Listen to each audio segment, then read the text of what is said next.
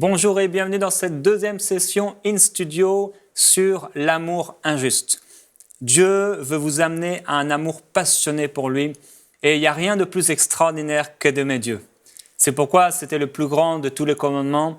Dieu a dit, tu aimeras le Seigneur ton Dieu de tout ton cœur, de toute ton âme et de toute ta pensée. C'est le plus grand de tous les commandements.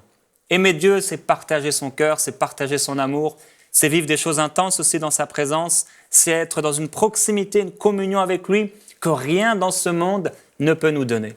Hier, nous avons partagé dans la session précédente sur le Dieu trahi. Aujourd'hui, je vais vous partager sur le Dieu abandonné. Comme il a dit dans le livre du prophète Jérémie, au chapitre 2, au verset 2, il dit « Va et crie aux oreilles des gens de Jérusalem, ainsi parle l'Éternel. Je me souviens de ton amour lorsque tu étais jeune, de ton affection de fiancé, quand tu me suivais au désert, dans une terre inculte. Israël m'était consacré. Quelle injustice vos pères ont-ils trouvé en moi pour s'éloigner de moi et s'attacher à des choses de néant. » Dans nos vies personnelles, on a vu hier qu'on peut trahir Dieu et on peut aussi abandonner Dieu. Certains ont pensé ne jamais l'abandonner, mais j'ai rencontré plusieurs personnes qui apparemment aimaient Dieu, mais qui l'ont abandonné. Et Dieu nous appelle à un amour qui est intense. Dans l'Ancien Testament, il y a l'histoire d'un homme. Cet homme s'appelle Jonas, c'était un prophète de Dieu. Il lui a dit « Lève-toi et va à Nénive, la grande ville, crie contre elle, parce que sa méchanceté est montée jusqu'à moi. » Nous savons que Jonas, qui était pourtant un prophète de Dieu, va aller à l'opposé de la volonté de Dieu, il va essayer de se cacher de la volonté de Dieu, et on peut trouver ça très étonnant, comment quelqu'un qui est censé parler de la part de Dieu va aller à l'opposé de la volonté de Dieu. Et certainement, c'est une préfiguration parfois de notre vie, comme on pourrait parler du Fils prodigue. Plusieurs fois dans nos vies, Dieu nous a appelés à nous approcher de lui, mais on a vécu des choses difficiles, et au lieu de s'approcher du Seigneur, on s'est éloigné de lui. Jonas n'a pas réussi à contenir l'amour que Dieu voulait lui donner. Nous avons vu hier que le ministère prophétique était un ministère particulier dans lequel Dieu voulait déverser son cœur jusqu'au point où le prophète avait le même cœur de Dieu.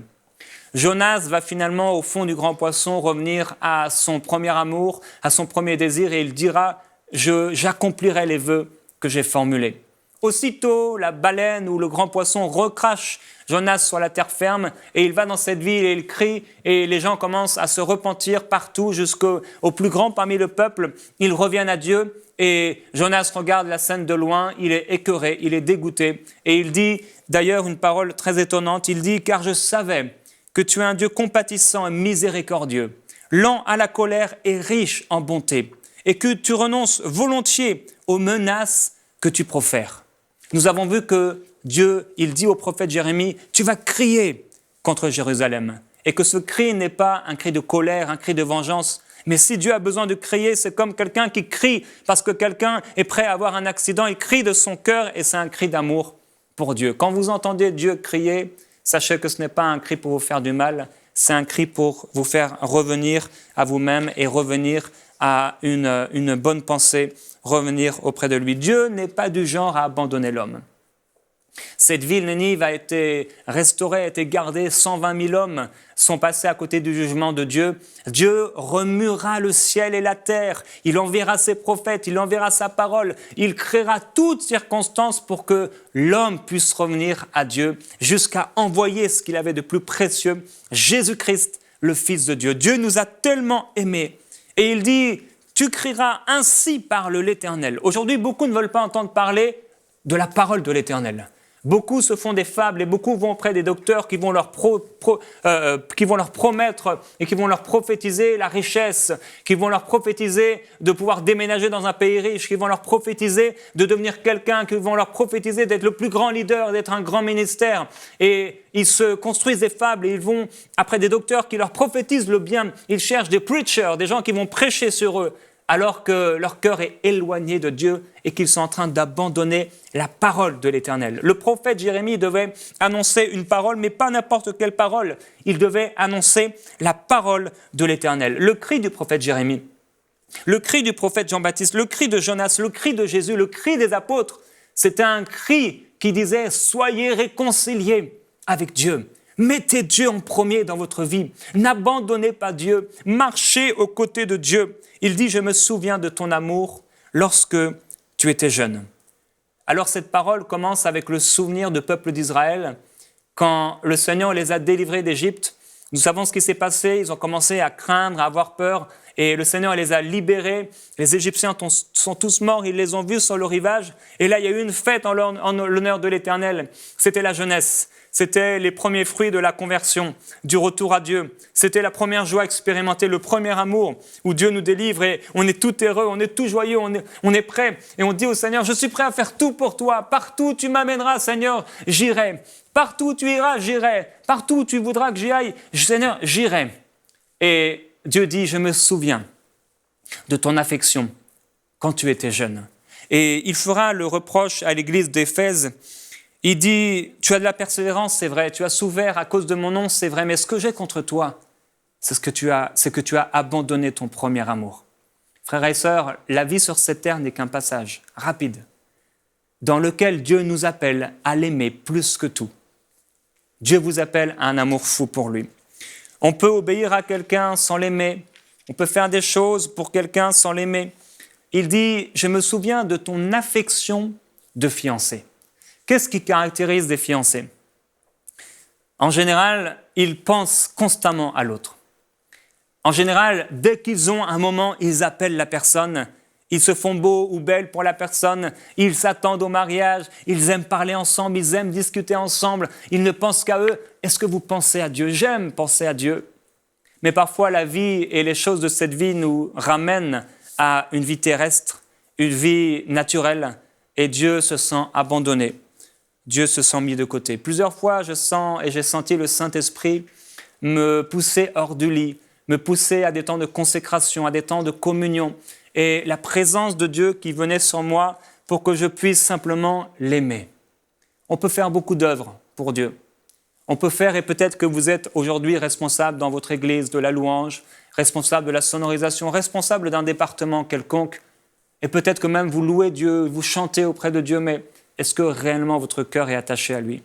Est-ce que vous vivez en communion avec lui? La Bible dit que plusieurs viendront et ils diront, mais Seigneur, on a chassé des démons en ton nom, on a imposé les mains sur les malades et on a guéri plusieurs personnes en ton nom. Et Jésus leur dira, mais Dieu leur dira, je ne vous ai pas connus.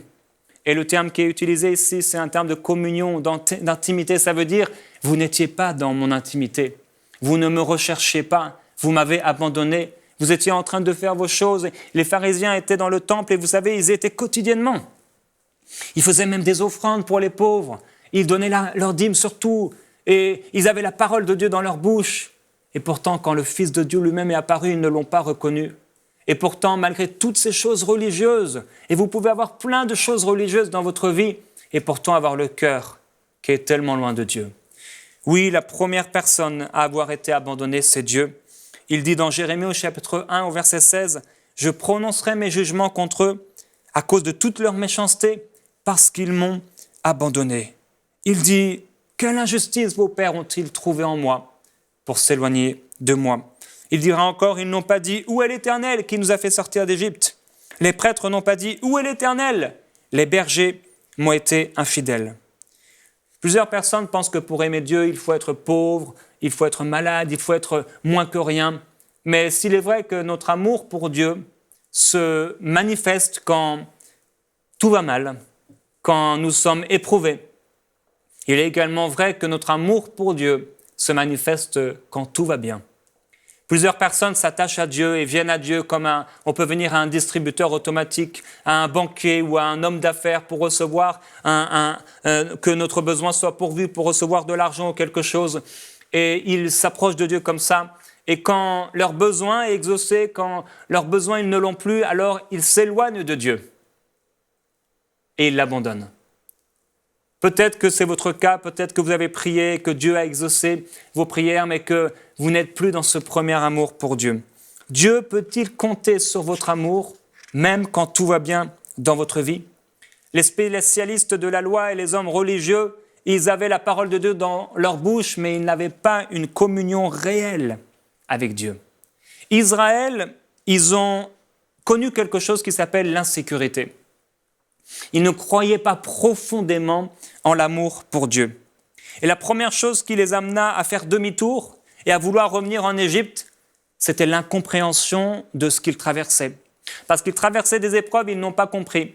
Et ils commençaient à être insécures par rapport à l'amour de Dieu. Si Dieu leur avait promis la liberté, pourquoi il arrivait tous ces problèmes? Si Dieu leur avait promis le succès, pourquoi ces Égyptiens étaient là en train de leur courir après, voulant leur mort? Et dès le premier moment, dès la première épreuve, ils ont commencé à dire « on veut retourner en arrière ».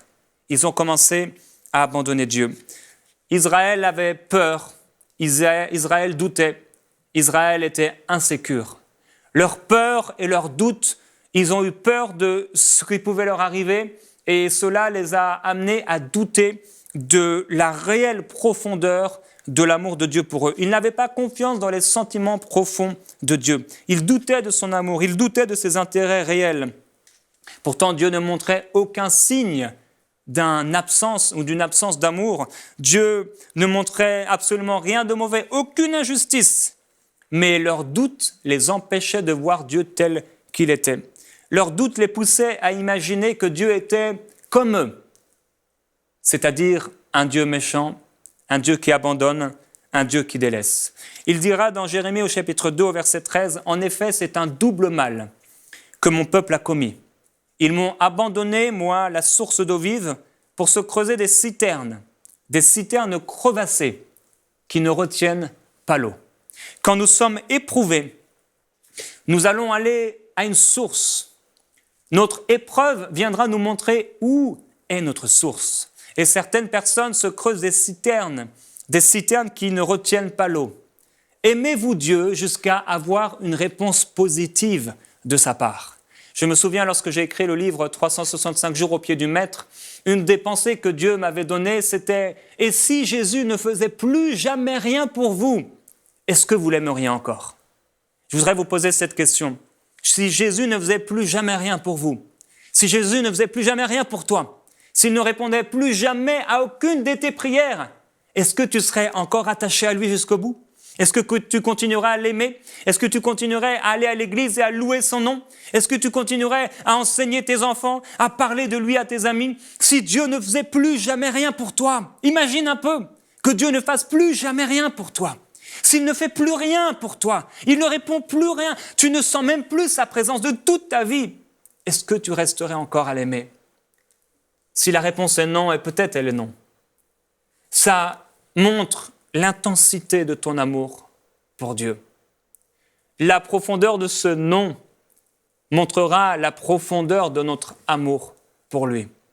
Parce qu'en réalité, si Dieu ne fait plus jamais rien pour nous et que nous nous éloignons de lui, cela nous pose une question profonde par rapport à notre véritable amour pour Dieu. L'aimons-nous pour qui il est ou l'aimons-nous pour ce qu'il fait dans notre vie? Jusqu'à quel point aimons-nous Jésus? Jusqu'à quel point aimons-nous Dieu? Est-ce jusqu'au point de changer? Il y a dans ce livre un chapitre entier que j'ai écrit sur les épreuves. Dieu nous dit dans Deutéronome au chapitre 8 au verset 2, « Souviens-toi de tout le chemin que l'Éternel ton Dieu t'a fait parcourir pendant ces 40 années dans le désert. Il voulait t'humilier et te mettre à l'épreuve pour connaître quelles étaient les dispositions véritables de ton cœur et savoir si tu respecterais ou non ses commandements. » Oh, le désert! Le désert, c'est une leçon que Dieu veut nous donner. Et si nous ne comprenons pas la leçon du désert, nous ne comprendrons pas le message du désert. Nous connaissons des déserts. Et Dieu a dit à travers le prophète Osée, ce qu'on a vu hier, « Je vais l'attirer et la conduire au désert et je parlerai à son cœur. » Ce que le peuple d'Israël a connu, c'est exactement ce que nous pouvons connaître. Nous étions dans le monde en Égypte et Dieu veut nous amener dans un pays promis. Nous découvrons les promesses de sa parole. Nous découvrons qu'il nous a promis sa paix, il nous a promis la guérison, il nous a promis le bonheur. Toutes ces choses nous ont été promises par le Seigneur Jésus-Christ dans la parole de Dieu. Mais entre le moment où nous sortons d'Égypte et le moment où nous entrons dans le tout est accompli, la pleine volonté de Dieu, nous traversons tous un désert. Et c'est pourquoi j'ai rencontré beaucoup de gens qui venaient de se faire baptiser et quelques semaines après, quelques jours après, Il me disait, mais je ne comprends pas, depuis que j'ai accepté Jésus, plus rien ne va dans ma vie. Dieu nous amène dans un désert. Il veut que nous puissions nous humilier pour comprendre que l'homme ne pourra pas vivre de pain seulement, mais de toute parole qui sort de la bouche de Dieu. Les épreuves dans notre vie sont là pour nous amener à crier à Dieu. Les épreuves dans notre vie sont là pour qu'on puisse non pas se creuser des citernes crevassées qui ne peuvent pas retenir l'eau, c'est-à-dire par notre propre force, par notre propre justice, on va essayer de se faire justice nous-mêmes, on va aller ici s'exciter, essayer de chercher la solution, mais les épreuves qui peuvent nous arriver, et je ne parle pas ici de la malédiction, mais les épreuves qui peuvent nous arriver, vont nous amener à crier à Dieu, à plier le genou dans l'intensité de sa puissance. Et nous allons commencer à nous humilier, à dire, Seigneur, même si c'est difficile, même s'il fait chaud, même si le sable sous mes pieds est chaud, même s'il y a des serpents et des scorpions, même si je manque d'eau, même si je manque de pain, Seigneur, je t'aimerai toujours. Ta parole sera toujours dans ma bouche. Oh, je me souviens un jour quand ma petite fille avait quelques années, elle est tombée de l'escalier et le soir, elle a commencé à vomir. C'était vraiment violent, sa chute. Et sur la route, alors que je conduisais encore plus vite que l'ambulance qui l'amenait à l'hôpital, parce que c'était un mauvais signe, un signe de commotion, j'étais sur la route et j'ai dit au Seigneur, Seigneur, je ne sais pas ce qui va se passer. Mais quoi qu'il se passe, Seigneur, je te servirai toute ma vie. Je pleurais et j'avais tellement peur, mais j'ai dit à Dieu, quoi qu'il se passe ce soir, je te servirai toute ma vie. Mon frère et ma sœur, je ne sais pas quelle est l'épreuve qui s'est attachée à ta vie. Je ne sais pas ce que tu peux expérimenter dans ta vie personnelle, mais j'aimerais t'encourager à faire cette prière. Seigneur, quel que soit ce qui peut se passer dans ma vie, je ne t'abandonnerai pas. Il y a des gens qui abandonnent Dieu parce qu'ils éprouvent des difficultés. Ils passent par le feu et la fournaise. L'apôtre a dit qu'on ne doit pas être surpris de la fournaise, le feu qui sévit parmi nous. Ce feu vient pour nous purifier. Ce feu vient pour nous sanctifier. Ce feu vient pour nous apprendre la patience et vient pour sanctifier notre amour pour Dieu, afin que nous puissions l'aimer pleinement. Il dira encore dans Jérémie au chapitre 2, au verset 14, 17 et 18, « Israël est-il un esclave acheté ou né dans la maison? Pourquoi est-il alors livré au pillage? Cela ne t'arrive-t-il pas parce que tu as abandonné l'Éternel ton Dieu au moment même où il t'amenait sur la bonne voie? Et maintenant, pourquoi prendrais-tu le chemin de l'Égypte pour boire l'eau du Nil? » Les difficultés, les épreuves amènent souvent les gens à rétrograder, amènent souvent les gens à faire demi-tour. Les gens commencent à accuser Dieu, et c'est ce qu'on verra dans la prochaine session, mais les gens abandonnent Dieu petit à petit. Plus d'intimité avec lui, plus de temps avec lui, plus d'amour, plus de chant d'adoration, plus le chant du fiancé ou le chant de la fiancée. Dans le feu, ce feu de l'épreuve, la mort est remplacée par la vie. Quand nous nous humilions sous la puissante main de Dieu, dans le feu, et quand c'est difficile dans l'épreuve, l'orgueil est remplacé par l'humilité. La paresse spirituelle et l'amour-propre sont remplacés par la consécration. La rébellion est remplacée par la soumission. Le feu de Dieu est extraordinaire et je vous encourage à appeler le feu de Dieu dans votre vie. L'apôtre Pierre dira, c'est là ce qui fait votre joie. Quoique maintenant, puisqu'il le faut, vous soyez attristés pour un peu de temps par diverses épreuves, afin que l'épreuve de votre foi est les plus précieuse que l'or périssable, qui cependant a été prouvé par le feu, ait pour résultat la louange, la gloire et l'honneur lorsque Jésus-Christ apparaîtra. Quel que soit le niveau de vos épreuves, frères et sœurs, sachez que c'est pour un temps et que pendant ce temps, Dieu regarde et scrute la profondeur de votre amour pour lui. Et je vais vous encourager dans ce temps, au lieu de crier contre Dieu, de crier à Dieu et de lui dire, Seigneur, quoi qu'il se passe, je te servirai encore, je t'aimerai encore. Le résultat de l'épreuve ne devrait pas être la chute, ne devrait pas être l'échec, mais ça devrait être la louange pour la gloire de Dieu. Tant que nous ne serons pas humiliés et tant que nous-mêmes nous ne serons pas humiliés sous la puissante main de Dieu, nous ne verrons pas de changement dans la situation pour laquelle nous prions. Dieu n'a pas été le seul qui a été abandonné, Dieu le Père, mais Jésus-Christ a lui-même été abandonné. Et vous allez maintenant écouter un extrait d'Ésaïe 53 où nous parlons de ce Jésus abandonné.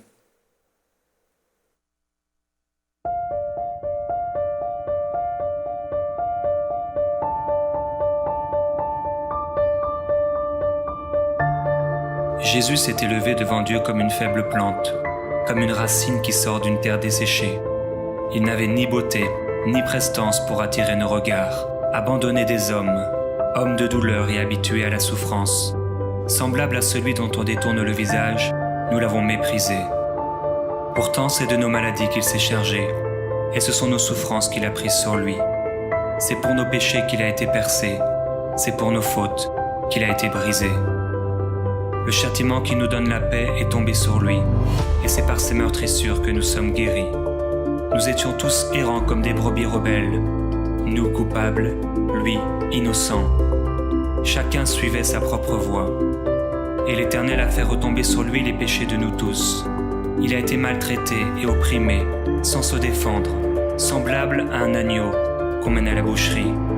Il a donné sa vie pour nous, et nous l'avons accusé pour tout ce qui va mal dans nos vies. Il nous a aimés d'un amour parfait et unique. Il nous a aimés jusqu'à la mort, et nous l'avons aimé d'un amour injuste. Aujourd'hui, Dieu vous invite à l'aimer de tout votre cœur, de toute votre âme et de toutes vos forces. Répondrez-vous à son invitation? Commandez dès maintenant le nouveau livre du pasteur Jérémy Sourdril sur www.amourinjuste.com. Jésus a été abandonné profondément. Il a vécu une vie sur la terre, une vie d'abandon. Et même si on peut avoir l'impression que les disciples étaient autour de lui et lui faisaient du bien, étaient bons avec lui, il a vécu une vie dans l'abandon. Et il y a une histoire qu'on raconte, et c'est une histoire vraiment touchante de la façon dont Dieu nous a tellement aimés. C'est l'histoire d'un père de famille, il avait un fils unique. Et le travail de ce père, c'était d'ouvrir le pont pour que le train puisse passer. Et de fermer le pont pour que le train puisse passer et l'ouvrir après. Et un jour, il y avait un train qui passait avec plus de 300 passagers. Et son fils qui était au loin jouait sous le pont. Et il savait que si le pont devait se fermer, le fils serait écrasé sous le système de verrouillage du pont. Et il lui restait que quelques instants, que quelques secondes. Et soit ce père laissait les 300 passagers mourir avec le train qui allait dérailler, et alors son fils unique aurait la vie sauve, ou soit il refermait lui-même, en appuyant lui-même sur le bouton qui refermait le pont, et il savait qu'en appuyant sur le bouton qui refermait le pont écraserait son fils unique. Qu'est-ce qu'il a fait, ce père? C'était soit la vie de 300 personnes inconnues, ou soit la vie de son fils unique. Il a appuyé sur le bouton ou sur le levier, et le pont a commencé à écraser son jeune enfant unique. Et les 300 passagers sont passés sur ce pont, dans ce train, sans rien faire, sans rien remarquer. Ils continuaient de rire, ils continuaient de sourire, ils continuaient leur journée comme si rien n'était, et ils n'ont jamais su ce qui s'était passé pendant que le père pleurait et pleurait de toutes ses forces. C'est ce qui s'est passé quand Dieu a écrasé Jésus-Christ pour nous. Et beaucoup n'ont pas encore réalisé ce que Jésus-Christ a fait pour eux. Le premier qui a abandonné Jésus-Christ, c'est bien le Père. Le Père, la Bible dit dans Ésaïe au chapitre 53 qu'il a détourné son regard de Jésus-Christ pour le poser sur nous. Le Père a détourné son regard de Jésus, son Fils unique, pour le tourner sur toi. C'est extraordinaire. Oui, méprisé et abandonné des hommes, homme de douleur et habitué à la souffrance. Nous n'avons fait de lui aucun cas. Nous l'avons dédaigné et nous l'avons méprisé. Oh, je prie que ce ne soit pas votre cas. Je prie que vous n'abandonniez ni le Père, ni Jésus-Christ. Et le premier à avoir abandonné Jésus, c'est le Père. Il l'a abandonné pendant un instant, au point où Jésus a dit, mais mon Père, pourquoi m'as-tu abandonné ? Il a été comme, entre guillemets, abandonné par le Père en un instant pour que nous puissions être justifiés. Mais il a été également abandonné par les hommes. Et Pierre a fait cette grande déclaration avec les disciples. Même s'il me fallait mourir pour toi, je ne t'abandonnerai pas. Mais au premier moment, alors qu'ils étaient à Gethsemane et qu'ils devaient simplement prier, à un moment, le cœur de Jésus était plein de tristesse. Ils n'avaient jamais vu Jésus comme ça. Leur meilleur ami, leur ami précieux qui faisait tellement de bien aux gens. À ce moment-là, il commençait à gémir, à pleurer, et il a dit à Pierre et aux autres, il a dit, attendez-moi ici un instant et s'il vous plaît, priez avec moi. Puis il est allé un peu plus loin, il s'est jeté la face contre terre, et lorsqu'il est revenu, il a trouvé ses amis, au moment où il en avait besoin. Qu'est-ce qu'ils étaient en train de faire? Ils étaient en train de dormir. Et il est venu, et encore venu, et il a trouvé ces gens qui avaient dit auparavant, je ne t'abandonnerai jamais, je serai toujours avec toi. Et au moment de l'épreuve, au moment de la difficulté, il n'était pas là. Au moment de l'épreuve et de la difficulté, mon frère, ma sœur, où te trouves-tu ? Es-tu en train de t'éloigner de Dieu ou en train de l'abandonner, de l'accuser pour ce qui ne va pas dans ta vie? Es-tu en train de t'approcher des hommes? Es-tu en train aujourd'hui de faire n'importe quoi de ta vie? Es-tu en train en ce moment de t'éloigner de Dieu alors que tu l'as connu il y a des années? Tu regardes cette vidéo aujourd'hui et tu as rétrogradé, tu as abandonné Dieu et tu n'es plus dans un amour pour Dieu. Et son cœur aujourd'hui, son cœur saigne et son cœur souffre parce qu'il t'a donné ce qu'il avait de meilleur. Et toi, tu es comme ces passagers dans ce train. Tu ne fais pas attention à lui. Tu fais comme s'il n'était pas là alors qu'il a tout donné pour toi. Et si seulement tu reviens à lui, si seulement tu veux l'aimer pour qui il est, il te déclare « Je reviendrai moi aussi à toi ». En réalité, il est revenu à toi en Jésus-Christ. Et si tu reviens à lui, si tu t'approches de lui, je t'assure, il s'approchera de toi. Il y a plusieurs leçons de fidélité dans la parole de Dieu qui nous encouragent à aimer Dieu pour qui il est. Il y a par exemple la leçon de Ruth. Ruth a dit « Où tu iras, j'irai. Où tu demeureras, je demeurerai. Ton peuple sera mon peuple et ton Dieu sera mon Dieu. Et où tu mourras, je mourrai et j'y serai enterré. » Il a dit ça à sa belle-mère. Et pendant que l'autre femme, la belle-fille, avait dit la même chose au premier abord, elle est retournée d'où elle venait. Mais Ruth, elle est restée jusqu'au bout, attachée à sa belle-mère, et c'est un exemple de fidélité pour Dieu. Nous pouvons dire à Dieu, oui, là où tu iras, j'irai. Je resterai avec toi dans la fidélité. Vous savez, abandonner Jésus, c'est pas seulement s'éloigner de lui ou ne plus croire en lui. Abandonner Jésus, c'est également ne plus se prononcer en sa faveur ou avoir honte de lui. Abandonner Jésus. Il y a une deuxième leçon aussi, c'est la leçon des descendants de Jonadab. Et ces descendants, leur père leur avait dit, dans Jérémie au chapitre 35, « Alors vous ne construirez pas de maison, vous ne cultiverez pas la terre, vous ne planterez pas de vignes, et vous ne posséderez rien de cela. Pendant toute votre vie, vous habiterez sous des tentes, afin que vous viviez longtemps sur la terre, où vous n'êtes que des étrangers. » C'était quelque chose de dur que ce père avait demandé à ses enfants, n'être propriétaire de rien et vivre comme des vagabonds, ne rien boire, ne pas boire d'alcool. Et toute leur vie, ces gens, parce que leur père leur avait demandé de se retirer du monde et ne pas être propriétaire, de vivre différemment que le monde, ces gens ont continué. Et ces gens n'ont pas abandonné ce que le père leur avait dit, mais ils ont marché avec fidélité envers leur père. On pourrait voir encore la leçon d'Osée ou la leçon que Dieu a voulu donner à Laodicée. Il y a, mes frères et sœurs, un temps pour aimer Dieu et c'est aujourd'hui le temps pour aimer Dieu. Ce qui est glorieux, c'est que Dieu pardonne l'infidélité. Il dit « Je réparerai leur infidélité. J'aurai pour eux un amour généreux, car ma colère s'est détournée d'eux. Éphraïm, qu'ai-je encore à faire avec les idoles? Je lui répondrai et je veillerai sur lui. » Pour terminer, mon frère, ma sœur, quel que soit le nombre d'infidélités dont tu as pu faire preuve, Dieu a toujours et encore le désir de te restaurer. Dieu veut te faire naître de nouveau si tu n'es pas né de nouveau. Et Dieu veut écrire ses lois dans ton cœur si elles ne sont pas écrites. Dieu veut que tu sois à lui et à lui seul et que tu reviennes à ton premier amour pour lui. Après avoir vu hier comment Dieu a été trahi et aujourd'hui comment Dieu a été abandonné, nous verrons demain comment Dieu a été accusé.